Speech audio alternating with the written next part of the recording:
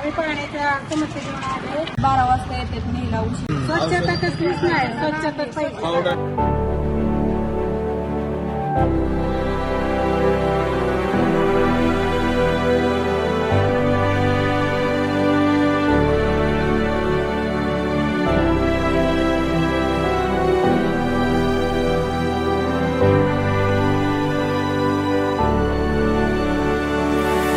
आम्ही पाण्याच्या समस्या घेऊन आलो.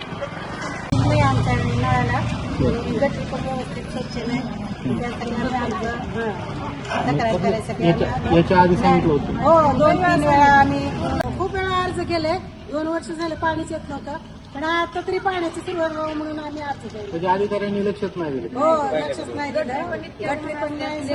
एकदा येतात काढतात, परत 12 वाजता येतात नेला उशीरपर्यंत असं का. एक तर घर स्वच्छ पाहिजे आणि गटर पण स्वच्छ पाहिजे ना. दारात तरी स्वच्छ पाहिजे. बरं, आता आपण गेला होता नगराध्यक्षांना भेटला तुम्ही, काय त्यांनी काय सांगितलं? त्यांनी म्हणले आता शनिवारपासून करायला घेऊ का.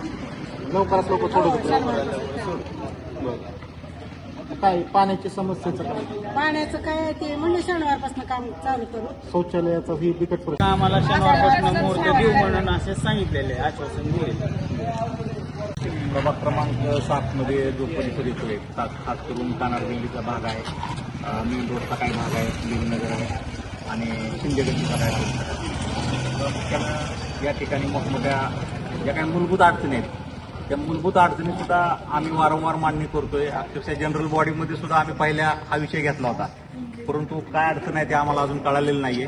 आज प्रभागातल्या आमच्या सगळ्या भगिनी या ठिकाणी आलेल्या आहेत. पाणी दिवसाआड सुटते आणि ते सुटते ते पुरेशा दाबाने येत नाहीये. त्या ठिकाणी अजिबातच कसलंच पाणी येत नाही, अशा आमच्या काही माता भगिनी आहेत. पाण्याशिवाय काहीच शक्य नाहीये. त्यामुळे आम्ही विनंती केली की पाणी आम्हाला जास्तीत जास्त देण्याचा प्रयत्न करा.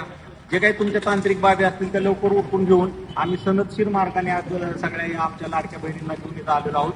आज आम्ही त्यांना विनंती केली की तो आमच्या प्रभागातल्या अडचणी दूर करा, प्रामुख्यानं पाणी पुरवठा. आम्ही आज त्यांना सनदशीर मार्गाने विनंती केलेली आहे आणि आम्ही त्यांना वेळ पण दिलेला आहे की बाबा एवढ्या कमीत कमी वेळेमध्ये आमच्या ह्या समस्या सगळ्या मार्गी लावायच्या. त्यांनी आम्हाला आश्वासन दिलेलं आहे की आम्ही लवकर आठवडाभरात गटरीची कामं चालू करतो. आठवडाभरात गटर आहे त्याचा आउटलेट बाहेर न निघल्यामुळे सगळं आत तुंबत चाललंय. आणि वारंवार सांगितलं काय जणांची कोणाची टपरी असेल काय अतिक्रमण असेल तिथे या महिला यायला तयार आहेत की बाबा तुमच्यामुळे आमची लेकरं आजारी पडायला लागली. तिथं तुम्ही येतात ती येतात काढायचं काम ह्याच्यात अधिकारी पण जरा ढिलेपणा करतात. त्यांनी तत्परतेने घेतलं की बाबा काढा म्हणलं की ते आउटलेट रिकाम होईल आणि गटरीचा प्रश्न मार्गी लागत. पण काही गोष्टी अशा असतात कवर बी टाळतच जाते.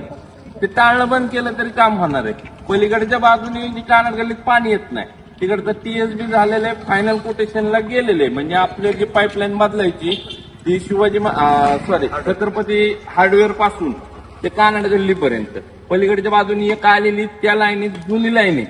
म्हणजे आतमध्ये सगळा बर सोडून तिथं प्रेशरच येत नाही, पाणीच येत नाही तिथं. तर आता चालले ते टाकी बसून देतो म्हणले 2,000 लिटरच्या. तिथलं बोर आहे, बोर मधनं पाणी त्यात सोडायचं आणि तुम्ही तुमच्या हिशोबाने वापरायचं.